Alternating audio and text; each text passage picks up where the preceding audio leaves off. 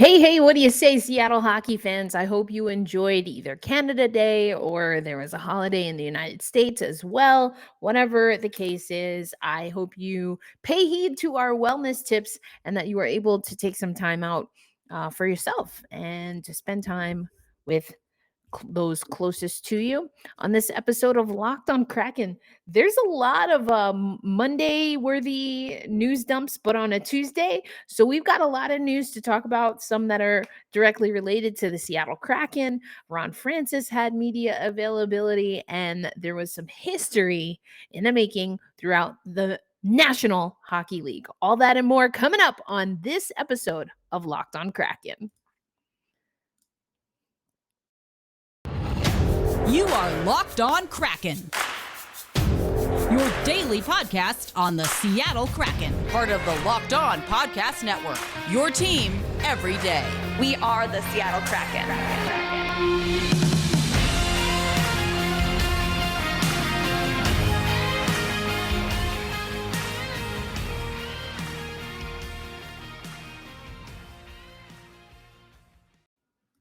Hey, Seattle hockey fans, welcome to another episode of Locked on Kraken, coming to you on today, the first day of the work week, Tuesday, July 5th. We had our Krakenversary. Thank you for those who made it through the first year with us. What? It's draft week. I can't even believe it. So much has happened. So much has happened just today, even, that it's kind of hard to keep up with. But let's go to what's cracking. Let's start with what's cracking with the Seattle Kraken, and that is that they name a goalie coach. We got a coach, folks, and that is going to be Steve Briere, the new goaltending coach. His hiring was announced today. Now remember, and I have this media availability up on our YouTube page for those who want to check it out, and I'll link it here. But we had heard from Ron Francis. This was back when Bylsma was announced as head coach of the Firebirds, and there is Firebirds news. We'll get to that a little bit more, but Ronnie Francis let on that there was a lot of hiring that needed to be done. And today we get two announcements. First is, of course, with the goalie coach.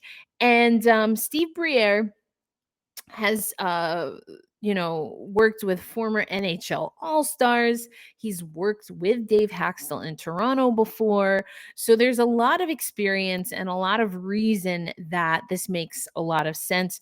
Briere also has ties to the Washington Capitals, so he overlapped with Philip Grubauer a little bit. I keep talking about how much at times Philip Grubauer looked uncomfortable.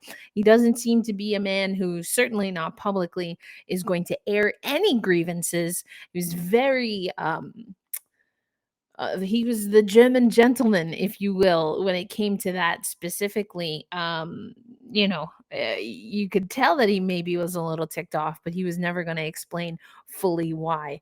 But I really felt that and we see that one of the first moves that they make is to get rid of a goalie coach. And Ron Francis talked today. We're going to hear from him in a little bit, but one thing that he said is that that you get more experience here, and I'm glad, but it just kind of makes you wonder, when you make a change, a goalie coaching change so quickly, and it was pretty evident that goaltending really wasn't working out for the Seattle Kraken. It kind of makes you wonder about what was that first phase process like, and what was it about this first pick that really didn't work out, or why didn't we get here sooner? I mean, I don't know, maybe it's just me, but I kind of think in those ways. So I'm curious to see what other moves we're going to see from the Seattle Kraken team. So that was really interesting. So that's what's cracking. And coming up next, we're going to talk about the Firebirds. So I mentioned the Firebirds in passing, but I mentioned Bylsma, but they also are joined now and have welcomed, I should say, Jessica Campbell. Now, Jessica Campbell, former member of Hockey Canada, has played in the CWHL, has experience at the IHF level, coaching most recently for Team Germany and was a bench boss there. You might recognize the name. There you go. But you might recognize the name Jessica Campbell because she was just announced as one of the coaches to lead the New York Rangers development camp. We've seen this a few times. Carolyn Willett, not a Hockey Hall of Famer. And Haley Wickenheiser, Dr. Wick, who is a Hockey Hall of Famer, just barely. And also there's a little bit of news on Wick. We'll talk about that. But all these are women, and it's not an exhaustive list, but these are just some of the women who've been given opportunities to coach in the NHL at the development camps. It's kind of like what we see in the NFL. I know Colette Smith was the first Black woman to be an NFL coach, and that's through the development program with the Jets. So you see these one-offs. We've seen it happen before, but with Jessica being appointed, she will be the first full-time or just first woman coach in the AHL ever. And it was really interesting to talk with Jessica or to listen to her Q&A today because she was asked about being the first. We have other news. Mike Greer is the first Black general manager in the NHL. I am believed to be, if not the first, one of the first Black women and potentially the first ever Black woman and first Latina to call an NHL game. I did that on the radio when I called that Devils game. They were hosting Colorado. And why do I say that? Like, why did I bring that in? Because I said this before too. Like, when you are one of the firsts, it's very humbling. And then there's a moment, at least I had this moment, and it seemed like Jessica had it too, but you're kind of wondering, like, how did we get here, and how do we make sure that then there are more? How is it 2022 and we're just getting the first Black general manager in the NHL? How is it 2022 and we're just getting the first AHL woman assistant coach? It's not like Black people or women. Didn't I say this on the episode the other day? Or I don't know. But it's not like we just popped out of the ether. We've been here in hockey for 100 years or so. And to see that it's taken this long, there's a little bit of, it's frustrating. It's obviously super exciting. And I hope that we're not just seeing, I'm going to coach a development camp. Yeah, I get it. It's an entry point for sure. But, I'm very thankful I got to call an NHL game, and I would like an opportunity to call more. So if you're providing that opportunity for the one time, is it really to develop a pipeline? Are you ever going to go back to those people? Are you going to give them feedback so that they know how to improve and do better? I don't know. I just think a lot of different things. Obviously, I have a lot of different thoughts. But coming up next, we are going to, so I hit on a little bit of news. Again, bit of news. Too many men is definitely locked in my head. So Mike Greer, GM, Jessica Campbell, Dr. Wickenheiser is among 3 people who were just recently promoted in the Toronto Maple Leafs organization. She was promoted to assistant general manager. So making decisions out here in these streets, you'll love to see it. But coming up next, I want you to hear a little bit from Ron Francis from his media availability today. And then we'll break down the conversation with Jessica and Dan Bylsma a little bit more. And then finally, get you ready for the draft. That is all coming up on this episode of Locked On Kraken. Right now, I'm going to tell you about Built Bar. I told you this last week, but I finally got to try I tried the mud pie puffs. Wow. So good. So good. So now they have a new flavor that I'm super excited about as well. The coconut brownie chunk Built Bar.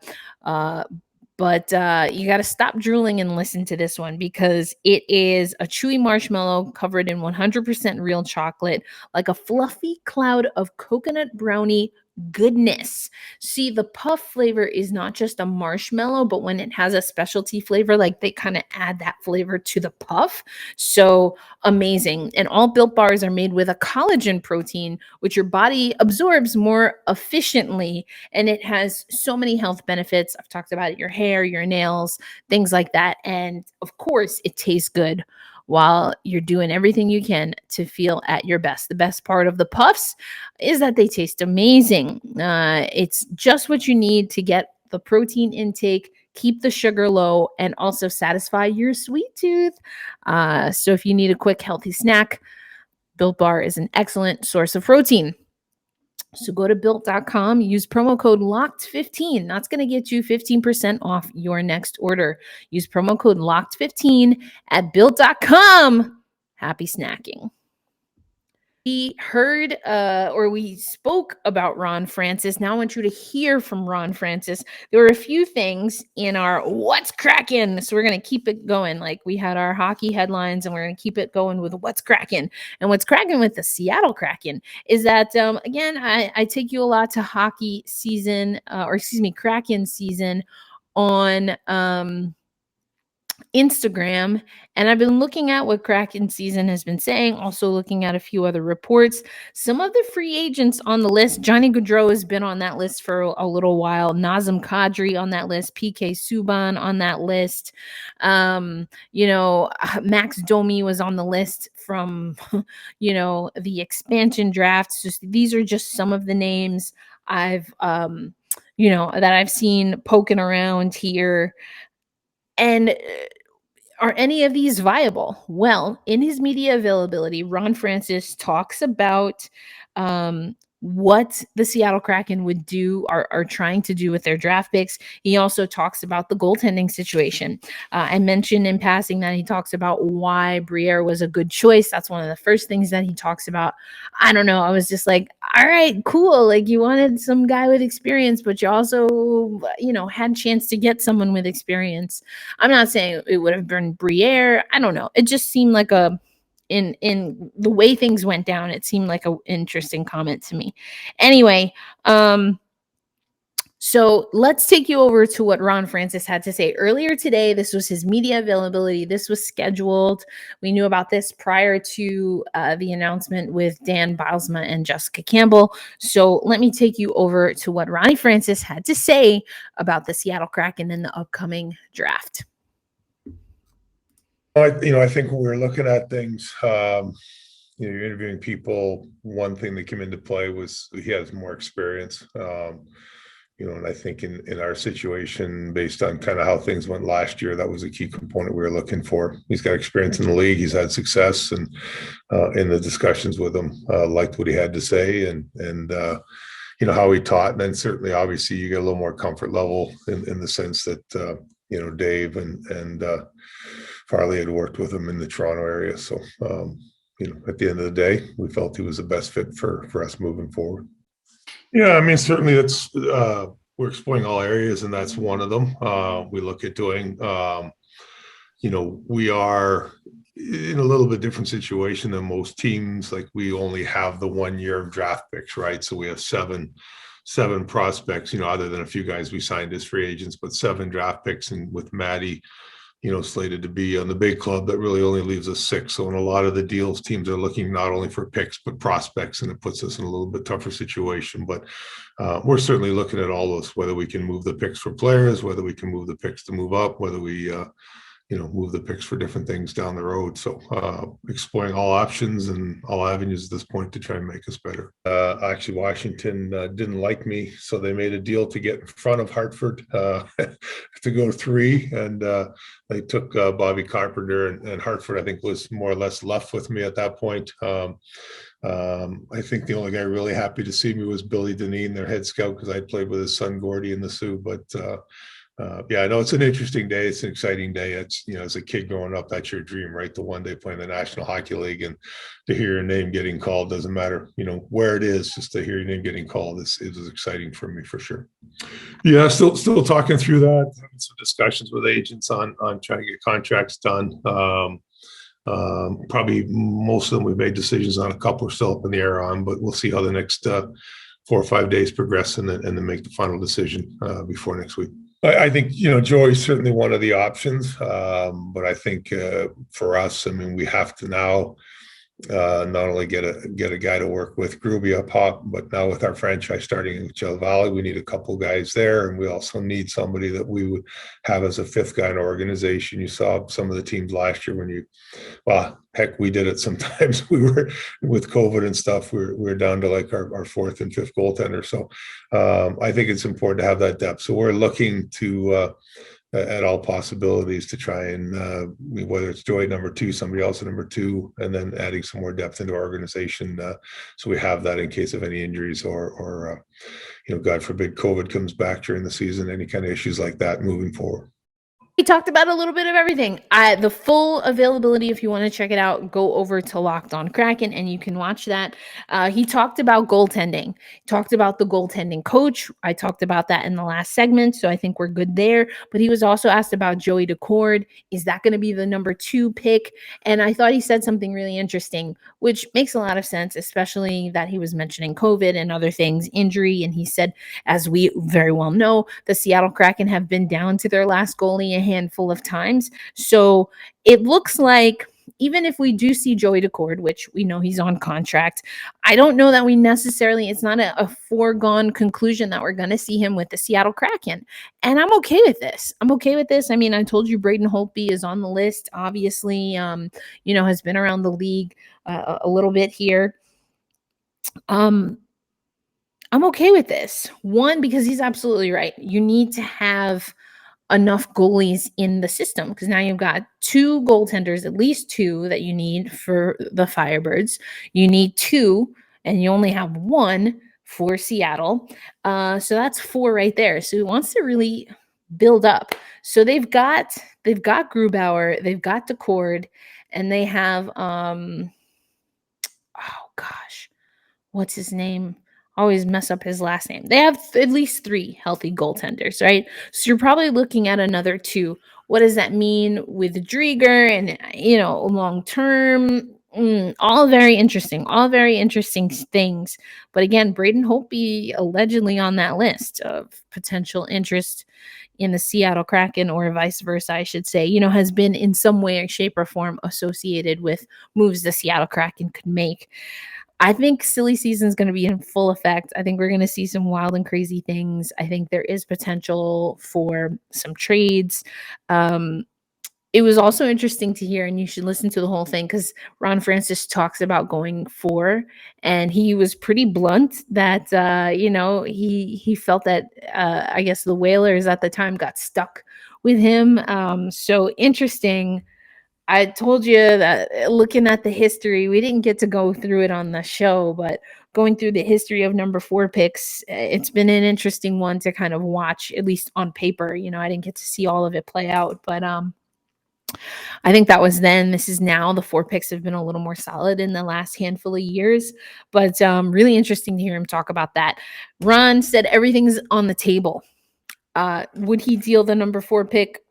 Everything's on the table, but it'd have to be a pretty sweet deal. Talked about RFAs. My heart dropped a little. Says, we've got the RFA deadline. Qualifying offers have to be made. And he says that there's still some that are up in the air. I don't know. There's a part of me that feels like my dude, my guy, Donnie. Ryan Donato, I don't know. I'm hoping that we see Ryan Donato. But the Seattle Kraken also mentioned, though, that they're in a really unique situation where they do have a lot of draft picks this season. They're excited. They've got 5 for this year. They've got a handful next year.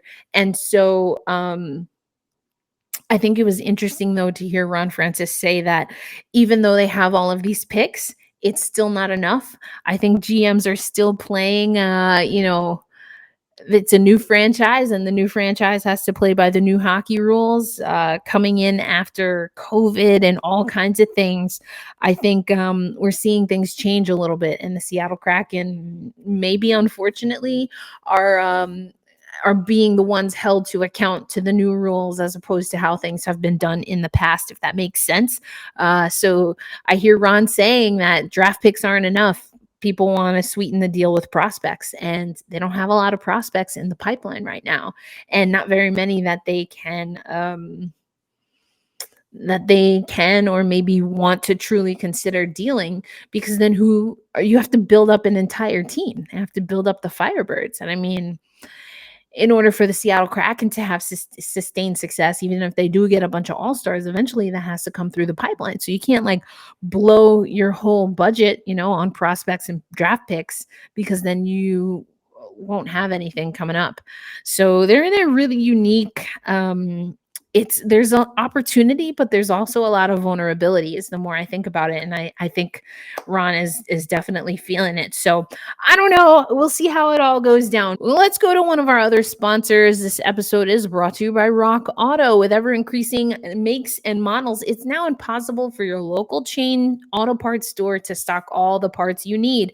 Why would you endure the often pointless or seemingly intimidating question about, is this an EX or an LX or whatever the case is? How many makes, how many models for something that basically looks the same? Who knows? So save time and money when you use rockauto.com. It's a family-owned business that's been serving auto parts customers online for over 20 years, and they have everything that you could need: brake parts, tail lamp, motor oil, and even new carpets. So go to rockauto.com and see all the parts available for your car, your vehicle, whatever you're driving, and then type "locked on" in their "how did you hear about us" box, so they know we sent you. Amazing selection, reliably low prices, all the parts your car will ever need. rockauto.com.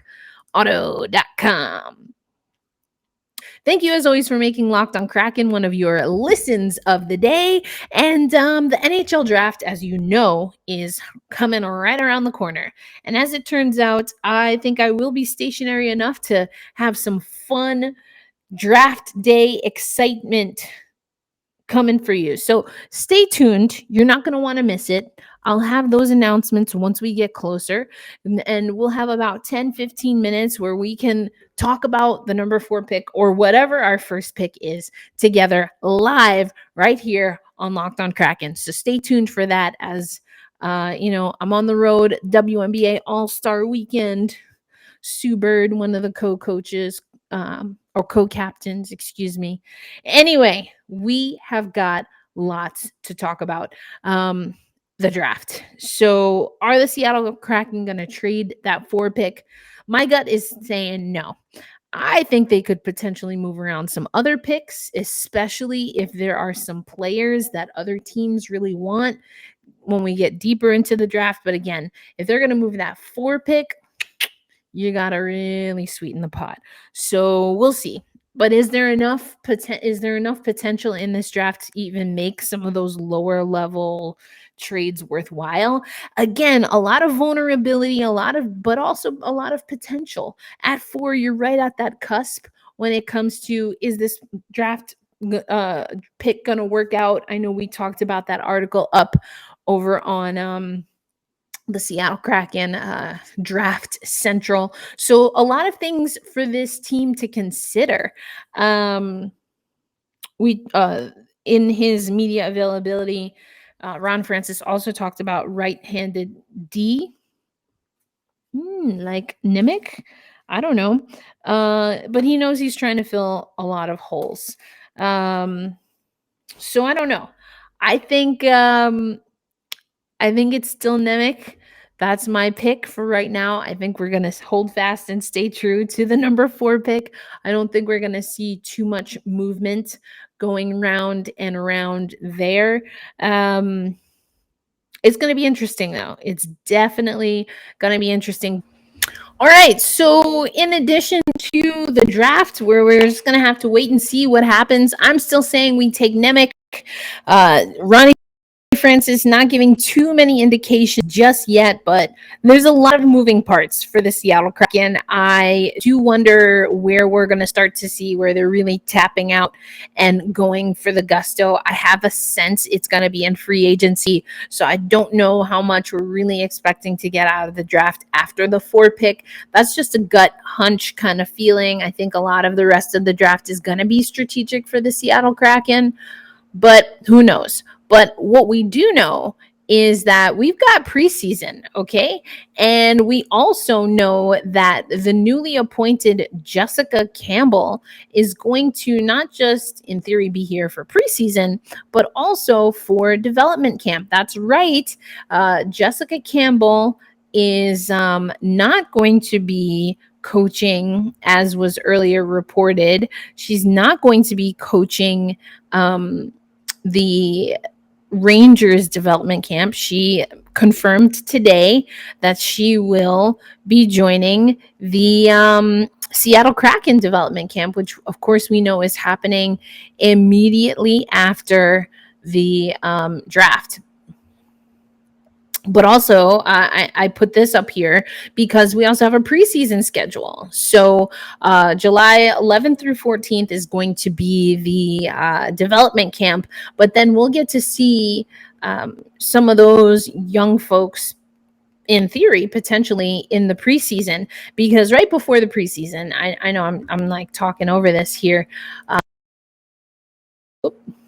Let's get rid of this for a minute. Right before the preseason, of course, is training camp. So the reason I was talking about Jessica Campbell, but we'll go through that preseason schedule. So July 11th through 14th, development camp immediately following the draft. Then there will be, of course, training camp. And I think there's a rookie camp. There are plans to have a rookie camp before that for the Seattle Kraken. Also, we've talked about this before, but the ANHL, the Firebirds, are going to start their season in the Pacific Northwest. So you're going from development camp in July, and then there'll be a rookie camp right before training camp, which is right before preseason. And then that will lead into the AHL season where they're playing out of Seattle and Kraken Community Iceplex for the first half of the season until their home in the Coachella Valley is ready. So the preseason games, now we can go back to this graphic. I had it up for those watching on video for a little bit, so you probably got this locked in, but starts September 26th and September 27th. Those are going to be home games, as we can tell in the not the deep blue, but a nice little blue color here. Who knows? I'm terrible with color palettes. I don't know the names of anything. It's Monday, September 26th, 7 p.m. local time versus the Oilers. And then Tuesday, September 27th, 7 p.m. local time against the Calgary Flames. Then 2 days later on Thursday, September 29th, the Seattle Kraken will travel to Vancouver to take on the Canucks. They will then host the Canucks on Saturday, October 1st at 6:30 p.m. local time before they hit the road for their last two, Monday, October 3rd, 6 p.m. at Calgary, and Friday, October 7th, 6 p.m. at Edmonton. So same teams pretty much, which of course regionally makes a lot of sense, but that's our preseason schedule. So in addition to letting you know what the draft schedule is going to be like, which is obviously a lot more immediate, stay tuned because I do plan to make my way out to the Pacific Northwest again for training camp and preseason. We'll do that just like we did before. And hey, maybe that's around the time where we have a proper get together as, Seattle Kraken loving like friends. I'm totally like podcast friends. Let's squadcast it up. I'm totally down. Let's figure it out. So, the wellness tip of the day. Hey, if you miss someone, just say it. If you want to hang out with someone, say it. If someone crosses your mind and you have some good vibes, say it, send it. It's can be a little scary, or maybe I'm just speaking about me, but we live in a world where we communicate through all this technology, and sometimes you feel a little weird, maybe sending a text message or even calling someone on the actual telephone.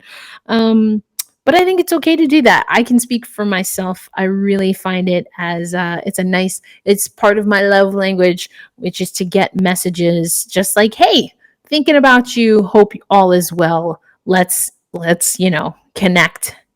I think that's great. So, and it doesn't have to be, it can be a partner, it can be a parent, it can be, a primo, which is, of course, cousin in Spanish. But reach out to the people that you're thinking about and send them some love. So, I'm thinking of you today. I'm so thankful that you're listening and or watching. And I hope I get to see you again tomorrow. Woohoo! We've got more Locked on Kraken stuff coming for you as this is draft week. Like I said, I think we're going to hold fast and stay true to that number 4 pick, but I think Ron Francis really means it when he says all options are on the table. We shall see. Until tomorrow, thank you as always for listening to Locked on Kraken. I'm your host, Erica L. Ayala. Hold fast, stay true, be good to yourself and to each other. Pick up the phone, call someone, tell them you love them.